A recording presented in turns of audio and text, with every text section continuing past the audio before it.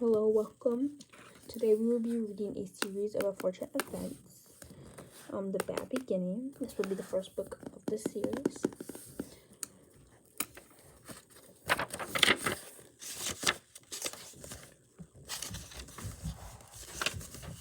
Let's get started. If you are interested in stories with happy endings, you should be better off reading some other book. In this book, not only is there no happy endings, there's no happy beginnings and a few happy things in the middle. This is because not very many happy things happen in the lives of the three Beauclair youngsters. Violet, Clarence, and Sunny Belair were intelligent children, and they were charming and resourceful, and had pleasant facial features, but they were extremely unlucky. And most of everything that has happened to them was rife with misfortune, mystery, and despair. I'm sorry to tell you this, but that. I am sorry to tell you this, but that is how the story goes.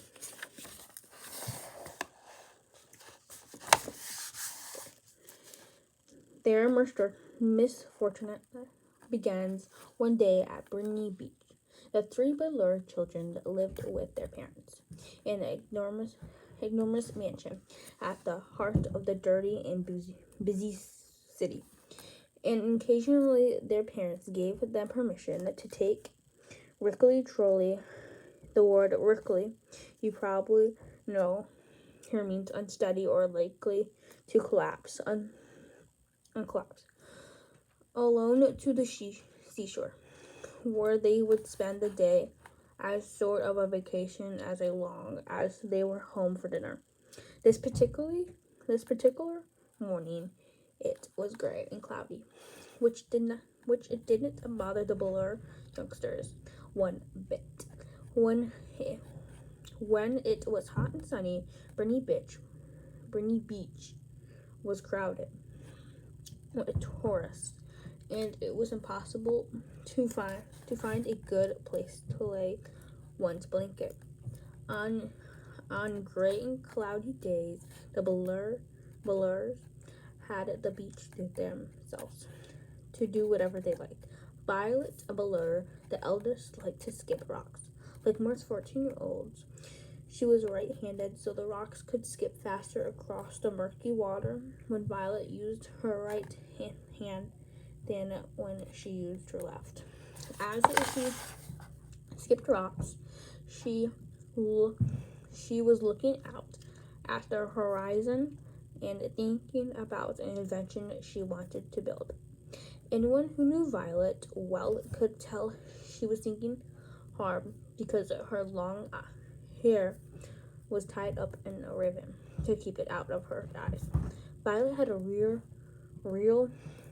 knack for inventing and building strange devices, so her brain was often filled with images of pulleys, levers, and gears, and she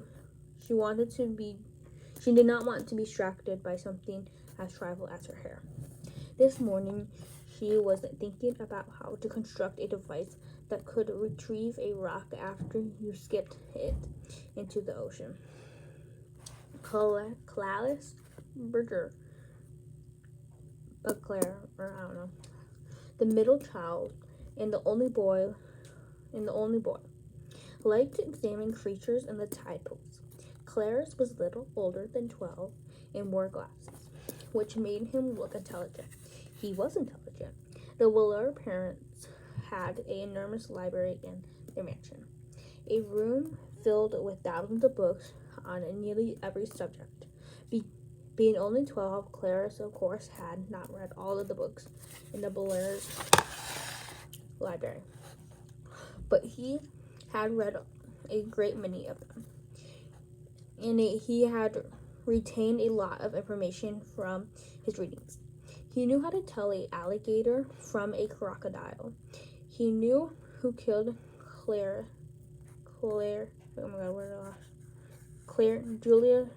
Julius Castor, and he knew much about the tiny tiny slam animals found on Brittany Beach, which he was examining now. Sunny Ballure was the youngest. Like to bite things, she was an infant and very small for her size. However, she oh my god. She was an infant and very small for things. She was an infant. She was small for her age, scarred larger than a boot, what she lacked in size. However, she made up for with the size and sharpness of her 4 teeth. Sunny was at an age where one mostly speaks in a series of intelligent shrieks. Expect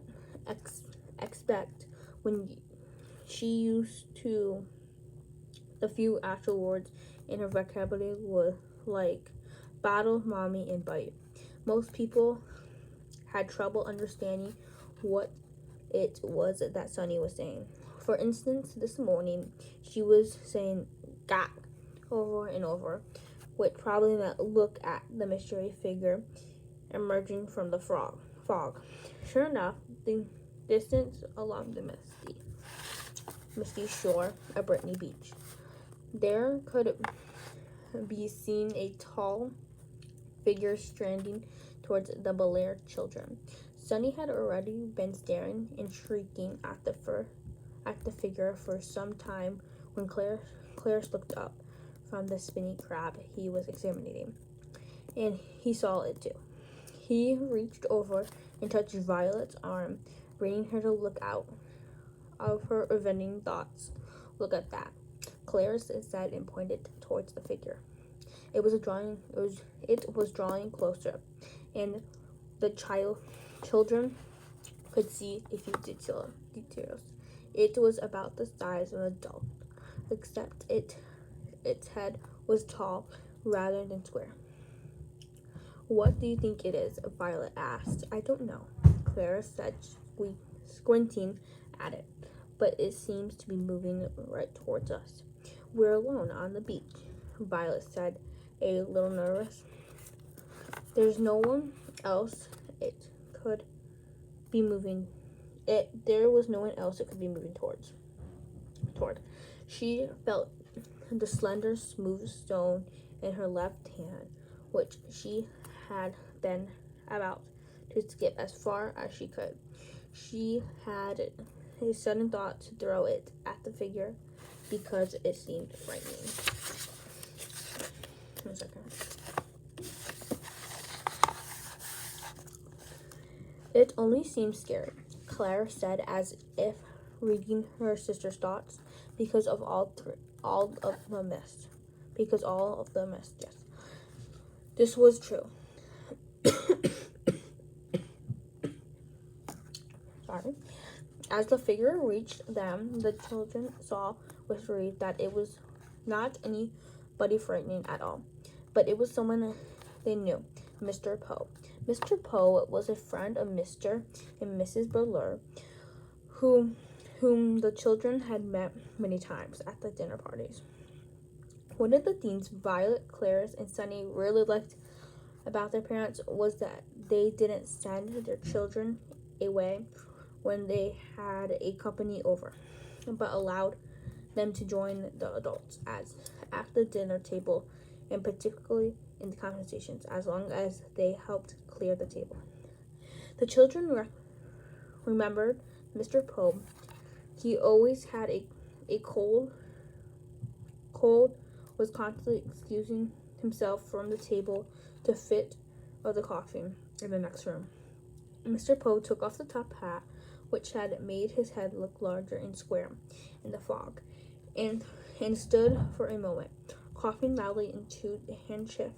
Violet and Clarence moved forward to shake his hand and say, How do you do? How do you do? Said Violet. How do you do? Said Clarence. Oh, do you, Sunny?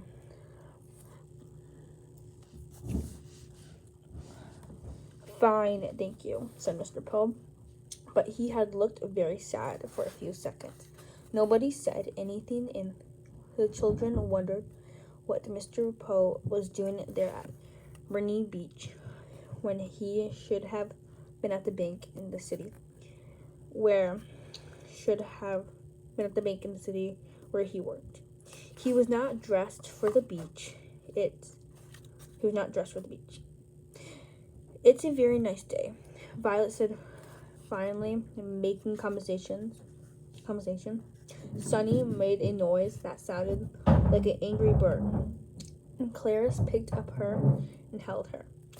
Yes, it is a very nice day, Mr. Poe absently stared out on the empty beach. I'm afraid I have some very bad news for your children. The three Bruleur siblings looked at him.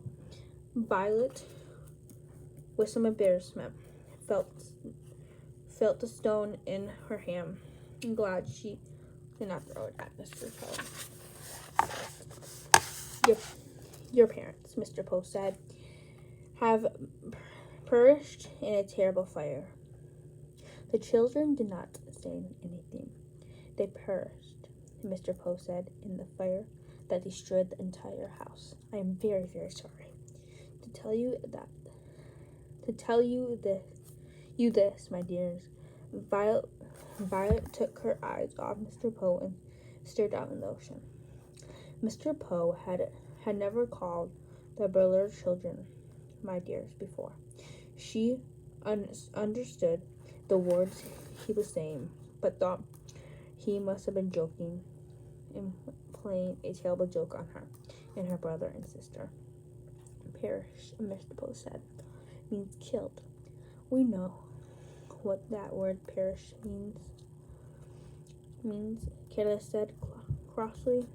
He didn't know what the word perished meant, but he understood having trouble understanding exactly what it was that Mr. Poe had said. It means to him that Mr. Poe must somehow misspoken. The fire department arrived, of course, Mr. Poe said, but they were too late. The entire house was engulfed in fire. It burnt to the ground. Careless pitched all the books in the library, going up in flames. He never read all of them. Mr. Poe coughed several times into his handkerchief before counting. I was sent to retrieve you here and take you to my home, where you'll stay for some time while we figure things out. I am executor of your parents.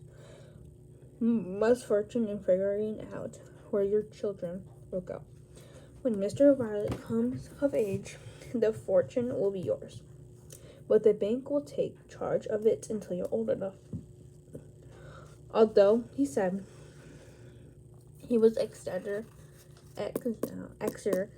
Violet similarly walked down the beach to them and changed their lives forever. Come with me, Mr. Poe said, and held out his hand in order to take Violet to drop the stone she was holding. Claire took Violet's other hand, and Sunny took Clara's other hand, and in that manner, the three Bruleur children, the Bruleur orphans, now were led away from the beach and from their own previous lives. We will pick up back on chapter 2, hopefully tomorrow. Tell me if you enjoyed that in the comments. I will do more.